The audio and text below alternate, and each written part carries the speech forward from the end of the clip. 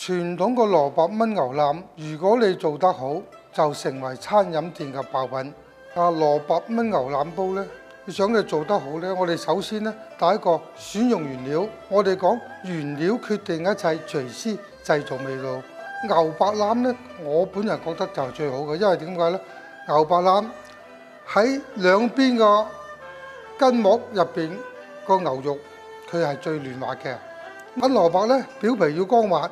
好啦，一摸裏夠重身，唔透心，講個蘿蔔靚噶啦。好啦，蘿蔔一般你可以切菱形，亦可以滾刀形去切。先將牛腩第一個呢就要飛水，即係飛熟都有，切呢都冇血水嘅。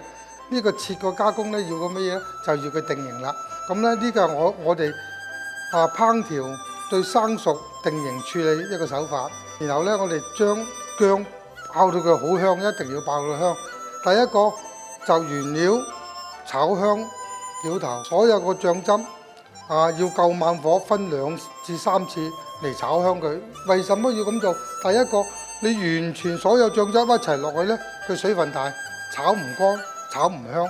咁所以呢，我哋包括調味讚酒都分2次，甚至3次，炒到佢夠香。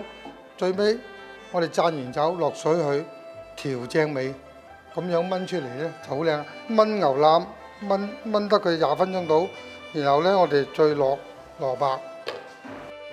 好啦，你唔落鹽，我可以落重啲醬味。好啦，當佢一收汁，呢個味型就啱啱好。呢個就係燜蘿蔔牛腩嘅製作關鍵啦。